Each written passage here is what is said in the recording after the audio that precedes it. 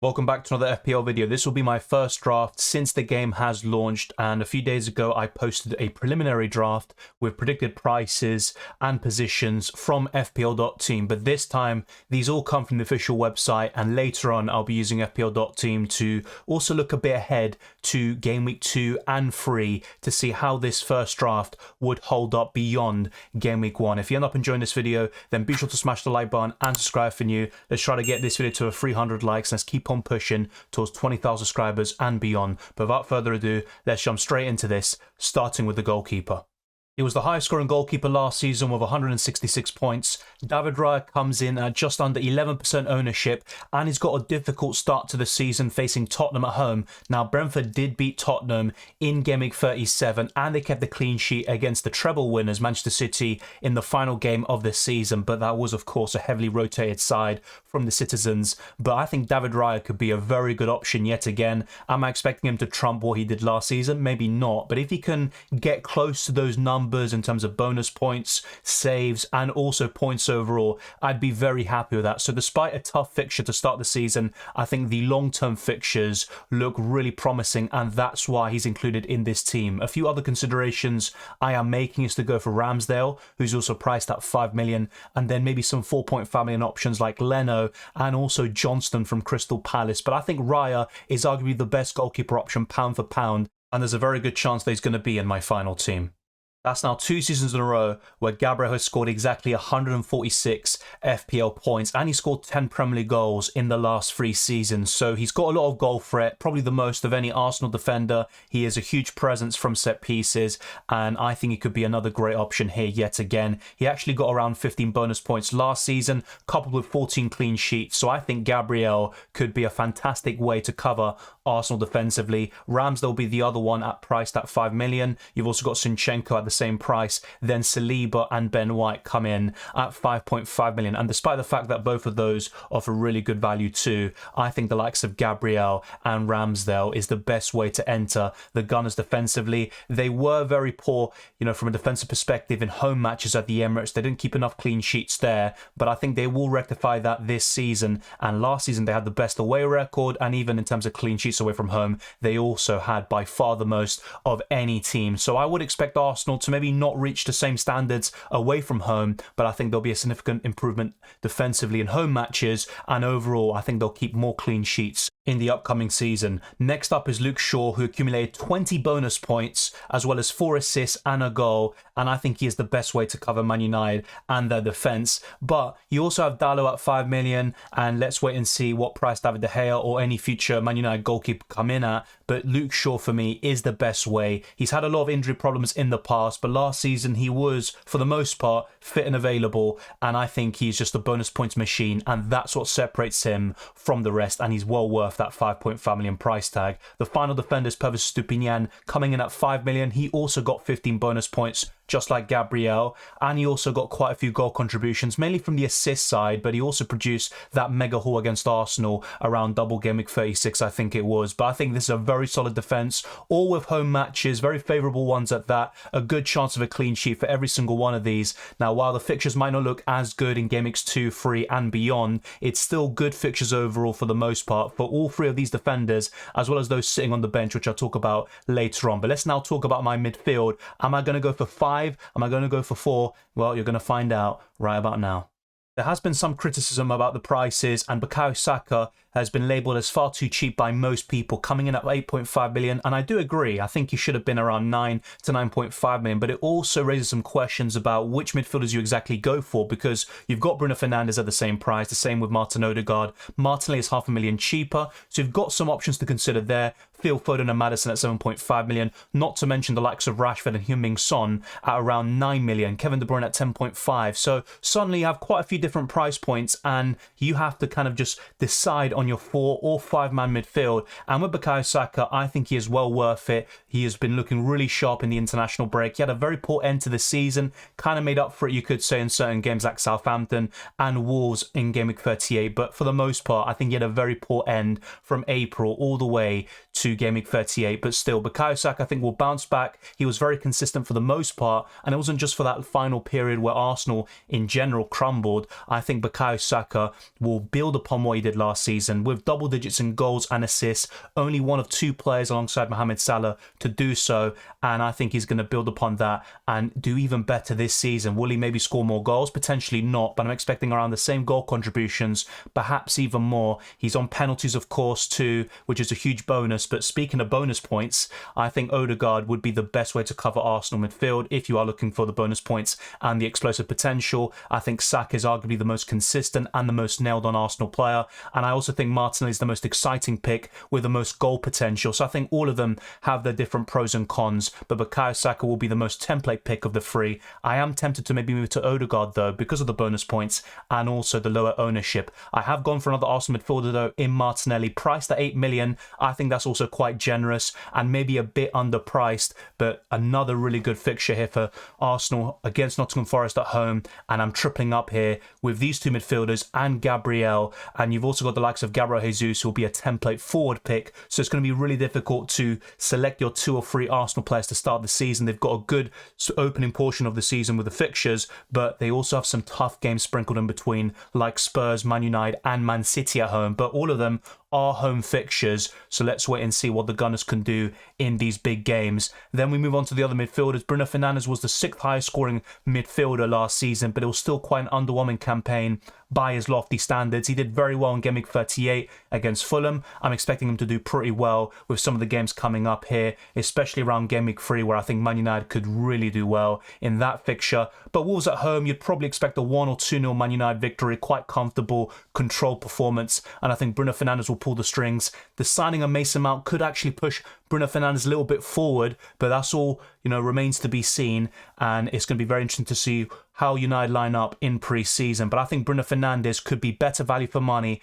than Marcus Rashford. I've been asked about this in some of my videos in the comment section and also in streams. I think Bruno Fernandes might be slightly better than Marcus Rashford. That's kind of a prediction I have, but of course, let's wait and see how it all pans out in the end. My other 2 midfielders also include the likes of Heung-min Son, who didn't even finish in the top 10 for points scored amongst midfielders last season. He was 12th behind the likes of Xhaka, who will now surely depart to Bayer Leverkusen. But facing Brentford away, I think Spurs might struggle in that game in particular. They've also got Man United in the opening few games of the season, but I think Heung-min Son and Spurs will do pretty well over the first 7-8 game weeks of the season, and I think he's going to do much better this time round. He had a pretty good end to the season with a couple of goals and assists, and that was more like the Heung-min Son that we know. Maybe not quite to the level yet, but still a very good showing by him overall. And I think Heung-min Son, it could be a bargain actually at 9 million. But of course, you do have Marcus Rashford at the exact same price, Martin Odegaard at $500,000 cheaper. So it's not going to be that easy to fit Heung-min Son in.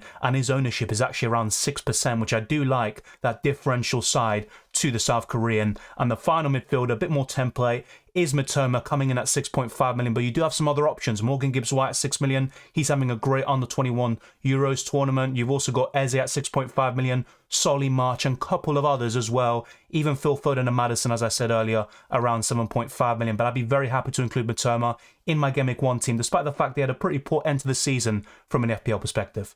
Despite being the most expensive player in the game at 14 million, Erling Haaland is owned by almost 82% of managers, and you can't blame them, to be honest. And I currently have him in my draft, but he's not locked in because I'd actually be quite happy to go for someone like Harry Kane at 1.5 million cheaper, because there wasn't that much of a difference in terms of points overall and goals scored, and I think Harry Kane can keep up with Erling Haaland for the most part and sometimes surpass him in certain weeks. The problem is, if Erling Haaland hauls in a given game week, you're probably going to suffer a significant red arrow, and that's always the concern with effective ownership. And the final forward is Nkunku. Chelsea are actually top of the fixture ticker according to Fantasy Football Hub for the first 6 game weeks of the season. It's a bit of a difficult one to kick things off with Liverpool at home, but after that it does get much better, and you've got a plum fixture against Luton Town at home on the horizon. So I think Nkunku could be a fantastic signing for Chelsea and also for our FPL teams. Only a 7.5 million price tag. Yes, you've also got Gabriel Jesus at 8 million, maybe a bit more reliable and Premier League proven, but Nkunku has a fantastic goals and assists record for Leipzig. He finished with 16 goals and 4 assists in just 20 starts in the Bundesliga last season, which saw him earn the Golden Boot award in Germany. So I think Nkunku could be the Chelsea player to own. And of course, a lot of people will talk about Reece James, Ben Chilwell too, and they are worth considering at 5.5 million. But I've already, kind of raised my concerns about Reece James in previous videos. I'm not his biggest fan, let's just put it that way. But Chelsea, I think, will offer much better value with their FPL options this season, and they'll surely do much better than a 12th place finish this time round. Man City, surprisingly, aren't at the top of the fixture ticker, but they are right up there in 3rd position. Brighton are in 2nd, and Arsenal are also right up there. So we are kind of targeting all these teams with the best fixtures, and of course, some of the best teams in the country. But let's now talk about the captaincy, and also then look ahead to Gameweeks 2 and 3 using FPL.team.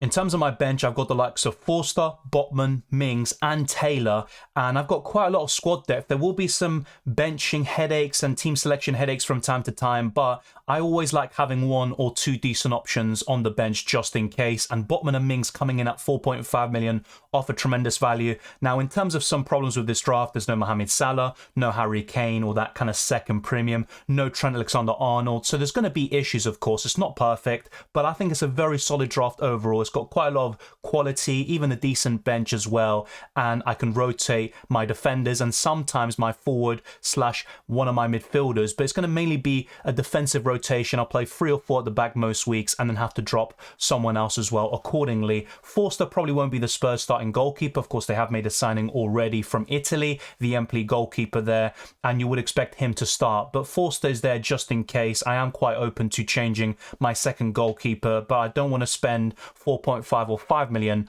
on my second choice because it's all about the first one, and David Raya should do a very good job at that. And I think Botman is just a bit too much of a steal. I think that's one of the prices I disagree with the most. We all thought he'd come in at 5 million, which makes it a bit more difficult to include him, but at 4.5 million, it's just far too great value for money, despite facing the likes of Man City and Liverpool around Gameweeks 2 and 3. Now let's look at the captaincy, and it's going to come as no surprise to see Erling Haaland there with the armband, and Bukayo Saka / Martinelli would get the vice captaincy with this first draft, and actually tempted to switch it from Saka to Martinelli, but that's another story in itself. And even an Arsenal midfielder could be worth captaining over Erling Haaland in Gameweek 1 at least. Beyond that, maybe not so much, but in Gameweeks like this, I think Arsenal could put 3, 4 or even 5 past Nottingham Forest as they did last season at the Emirates. But let me know who you're looking to captain if it's not Erling Haaland, because otherwise probably a bit too boring there, a bit too template. But let's now go to FPL.team, show you how my team looks like in Gameweek 2 and 3, and it doesn't look as good with some of the fixtures, but still a pretty solid draft overall,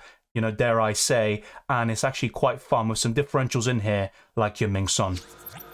I want to make a minor correction to something I said earlier. So in terms of the Fantasy Football Hub fixture ticker, Arsenal are 3rd, Brentford are 4th, and Man City are 5th. But ultimately, a lot of these players they see on screen are right at the top of the fixture ticker with some very good opening games to the season. Whether it's the first 6, the first 8, or the first 10, they are pretty good medium to long-term picks in their own right. But I'm going for David Raya in goal here in Gameweek 2, facing Fulham away. Not necessarily a guaranteed clean sheet, but Raya has a chance of getting some save points, maybe even a bonus point, who knows, depending on the nature of that game. But with David Raya, you always have that certainty really of getting points one way or the other, whether it's from a clean sheet, from saves, or from another means entirely. I'm also going for a back three of Gabriel away to Crystal Palace, which has been quite a difficult ground for Arsenal in recent years, but they did keep a clean sheet last time out in Gameweek 1. Then you've got Tyrone Mings at home to Everton and Estupinian away to Wolves. My other defenders include Luke Shaw away to Tottenham and Botman away to Man City, so I'd be very happy to bench those two. If Man United could sort out their away record, then I'd be quite happy to include Luke Shaw more often in the starting 11, even when Man United are away from home against the top half side. Then we've got Bukayo Saka and Martinelli away to Crystal Palace, Bruno Fernandes away to Tottenham, Heung-min Son of course facing Man United as well, and Matoma away to Wolves. So as you can see, the fixtures suddenly don't look as great in Gameweeks such as Gameweek 2, and Erling Haaland there is up front along with Nkunku, and I've currently got the armband there as well on Erling Haaland. But when you look at the captaincy options in Gameweek 2, I think those that have Mohamed Salah will have a huge advantage over those that don't have him, of course, because Salah's facing Bournemouth at home, and I've got no Liverpool coverage whatsoever. So that would be a huge weakness, I would say, in Game Week 2 for my draft, and it's something that I might look to rectify in future drafts and also in my final team selection video, which will be released just before the Game Week 1 deadline. But if you do have McAllister, Mohamed Salah, Trent Alexander-Arnold, Darwin Nunez, Gakpo, whoever it may be, let me know, because I'm looking to include one or two of those names, because I think Liverpool will improve upon last season. They might not reach the quadruple chasing heights, but I still think they'll have a pretty good campaign and maybe compete for the Premier League title depending on the other signings they make. They've already signed Szoboszlai and McAllister, but as I said in previous videos, I still think they're a few signings short from reaching their full potential. This is my 11 for Game Week 2 and also my bench. It looks pretty decent, but once again, not as good as Game Week 1. Then we go to Game Week 3 and it does look a bit better, actually, some better fixtures here. David Raya at home to Crystal Palace. Gabriel, Luke Shaw and Estupiñán, all with home fixtures and pretty favourable ones at that. You would expect Luke Shaw to keep a clean sheet there against Nottingham Forest, and Gabriel actually made a mistake against Fulham last time out at the Emirates, but then scored himself to win Arsenal the game 2-1. Then we've got Bukayo Saka, Martinelli, Bruno Fernandes, Son and Matoma. This five would pretty much start every single game. Not much rotation in the midfield, but there could be the odd occasion where someone like Matoma drops to the bench. And then a front two of Erling Haaland away to Sheffield United and Nkunku at home to Luton, which looks really promising. And Chelsea also have another favourable fixture in Game Week 4, as you can see, against Nottingham Forest. But that's the main appeal of the Chelsea assets. I think my main weakness is having no Liverpool coverage in game weeks such as Game Week 2, but Game Week 3 would look like a very solid draft, and I would even consider captaining someone like Bruno Fernandes at home to Nottingham Forest over Erling Haaland. And if Nkunku hits the ground running, he could be a captaincy consideration for Game Week 3 and Game Week 4. And as you can see, my bench also looks pretty solid with Forster,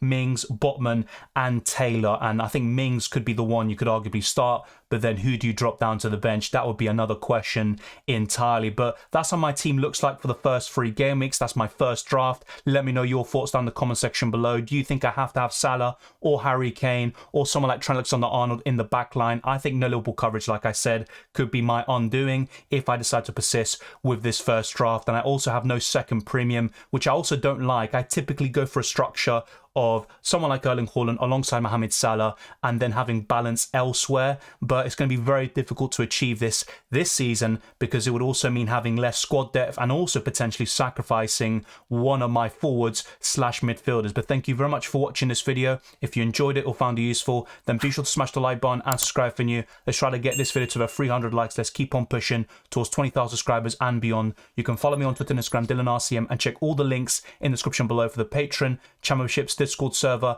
and the FPL League. It's all updated now, and also throughout the video on the left hand side you could see the league code on screen. Thank you very much for watching this video. I hope you enjoyed it. Let me know what else you want to see on this channel, maybe a new type of video like the best differentials. I'm all ears to keep on expanding and also innovating this channel. Thank you very much for watching. I hope you enjoy the summer break, and I'll see you very soon.